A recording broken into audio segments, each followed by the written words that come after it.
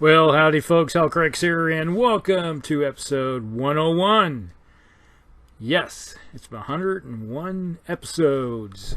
And today we're going to be talking about an interesting mech that comes in as a very big pig that occasionally finds itself into a game. Not very often, but it's the Marauder II. Alright, the Marauder II. It's a 100-ton mech. That is a 353, so it has jump jets, so yes. 100-ton mech that can do a DFA if you decide to. I've never seen a DFA ever work, but hey, you could try.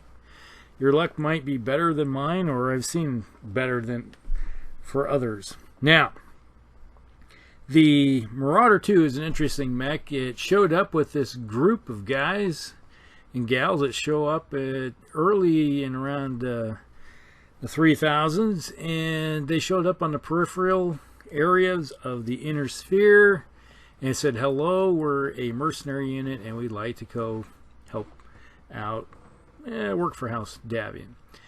And the interesting thing is they have all this cool old equipment from the Star League. It's like, obviously this group of individuals found a Star League cache and decide to arm themselves up with all this newfangled equipment and start going around and causing havoc for all the other houses as they went working for house to house to house. And the kind of cool thing is that they went to the Blackwell Industries and said, hey, we want you to redesign a Marauder, which is a 75-ton mech, and redo it is a 100-ton assault mech. And this is the result. Now, the Marauder II, like I said, is a 353, has jump jets, comes in with a whopping 29 heat sinks, 304 points of armor, just 3 points shy of maximum, which is only half a ton, so I'd rather throw the half ton elsewhere into some other goodies. You know, personally, it's like, what's 3 more points instead of 16? You know, obviously it's not even the full 8 that you'd get for half a ton. It comes in with a PPC standard in the right arm and a PPC in the left arm, just like the standard Marauder. Has a medium laser in each right and left arm.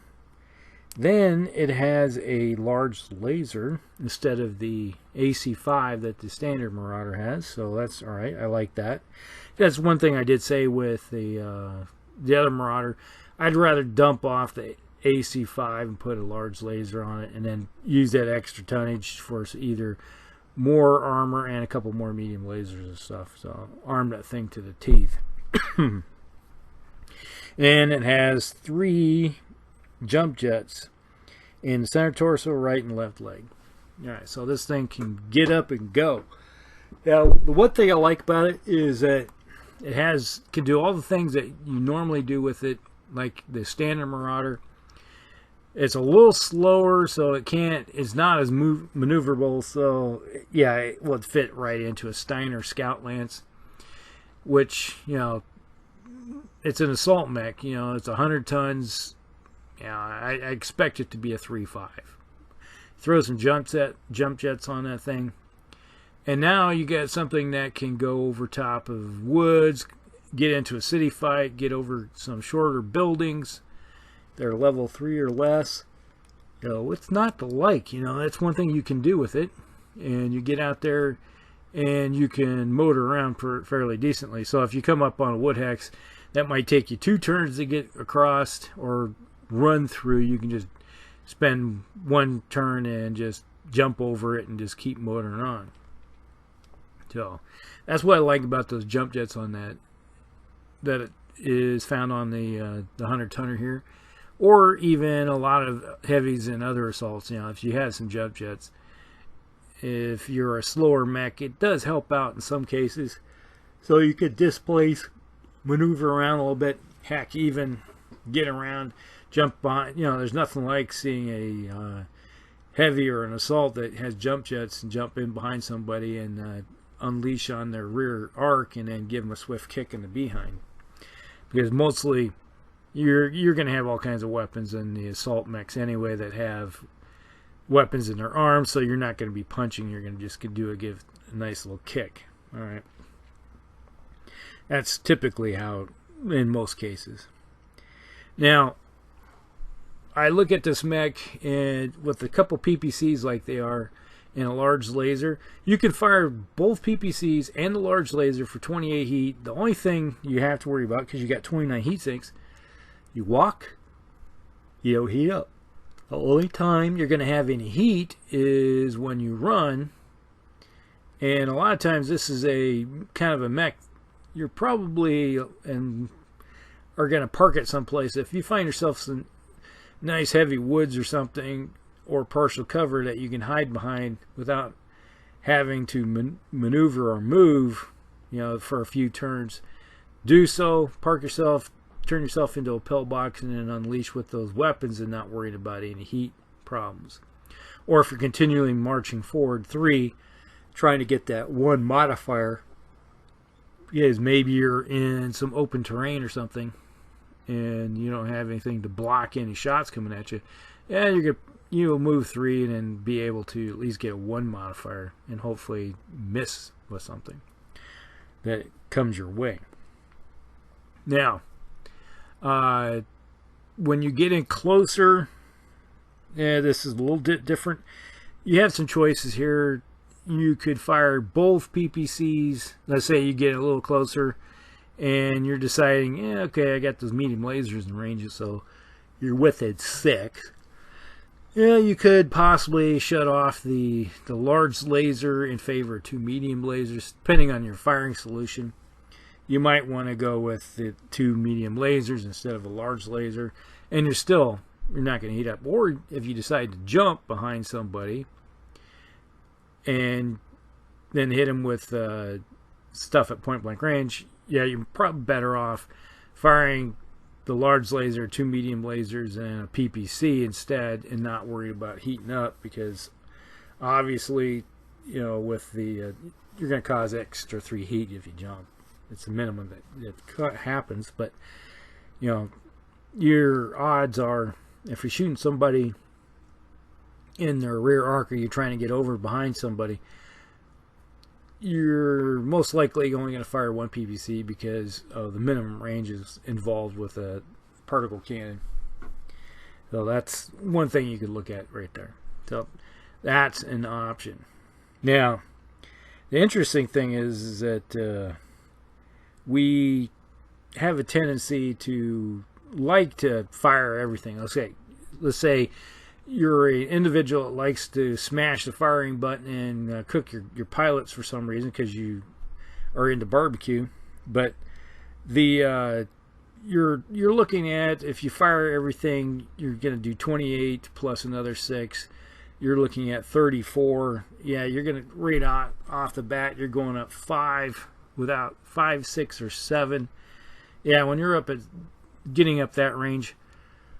So now you got to back the slower. You got a -1, so you suddenly turn your mech into a 2, 3, 3. That's not a good idea, especially when it's slow already. And if the battle's moving away from you, or you need to displace to get a better firing solution, or even get a firing solution, and the difference between everybody moved out of your way and you're now a 2, 3, 3, you're forced to either jump or run, and if neither one of them is going to allow you to get into position, it doesn't do you much good. So don't heat this mech up at all. It's not good at all to do such a thing. So throw that out there. Oh, one thing I forgot to mention, this mech comes in with almost 2,100 battle value. That is a lot of points when you think about it. In one way you look at it, it's got a almost maximum armor. It's just short 3 for the maximum. And in most games, in the 30, 25, 30, 39 era, this is without having to worry about those XL engines that you come from the Star League. you turn this, eventually this mech will turn into a zombie or something. You might blow the arms off or a torso or something. But, you know, you're talking a ton of hits that this thing could soak up before it goes down. And yeah, I've done it before where I've taken them out in a couple turns, but we're talking probably 6 to 8 mechs and vehicles and stuff like that, or up to even 12. I think one time the whole company unloaded on one to take it down. But yeah, it's one of those things where it can handle a lot of punishment before it becomes a wreck. And in a lot of times I've had some games where I'm playing where both arms get shot off. I'm just going out there and basically still shooting with the large laser and kicking somebody and trying to cause as much havoc as possible on them. Yeah, they don't like it, but hey, it's one thing it can do very well. That's pretty much everything that can be said about the Marauder. The only thing I could see now, if you're really good with managing your heat, you can strip some, let's say you want to strip some medium laser, or not medium lasers, but some heat sinks for put on some medium lasers. I've done this before, kind of played with it, where take off 4, get rid of 4 heat sinks, replace it with 4 medium lasers, like put them 2 in each right and left torso. So now you got 6 medium lasers, which is 18, plus a large laser, which is 8. So you're looking at 24. So now you're still sitting at 25 heat sinks. So the only thing that heats you up is if you run or jump. Okay, and then that increases firepower up close a heck of a lot better, which kind of negates the problem with having a PPC up close. So if you're within 3, I'd rather shoot a whole bunch of medium lasers than the PPCs. Okay, so yeah, they do 10 points damage in one block, but with the weight ratio of damage up close within short range, medium laser is, you can't beat it. All right, that's why I like to throw that out there as some options, which I've done. You know, it's like I'm more willing to knock a few heat sinks off when you got 29 of them.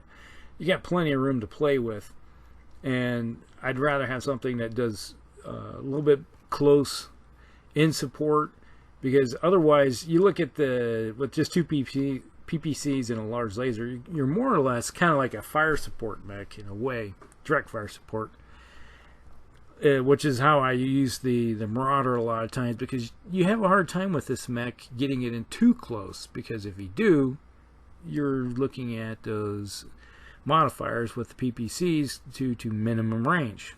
All right, something to think about. Now if you ever get your hands on some Star League equipment, hint, like say double heat sinks, there's something to think about. Heck, if you got your hands on, let's say 16 double heat sinks, woo, yeah, you could do some wonders with that. It's like double everything up, so you can cool this thing off a lot better, and it frees up a whole bunch of tonnage too. Or put some ECM on it, and some more medium lasers. Yeah, yep, done that. Now, I have heard coming from the peripheral areas up House Carita, Steiner, and those guys are having some problems lately, where some worlds out on the peripheral marches and on the frontier have gone dark. You know, they don't know what's going on out there, but something, and probably pirates, who knows, are pretty active out there from what I've heard. So maybe next week we'll hear more about what's going on, get some word out. But we're going to be firing up the mechs and everything, and we did get word coming from one of the house dispatches. They want to talk with us, possibly with House Steiner doing a couple missions or something. Yeah, they want to called for some mercenaries as quick as possible. Yeah, something's going on. I don't know, but who knows what's going to happen. So yes, we'll find out in a couple weeks what's going on the frontier. But in the future, I hope you guys like everything that's going on. You can like and subscribe. Obviously, some people out there have to have this mech, and they got to have some few stories about using it.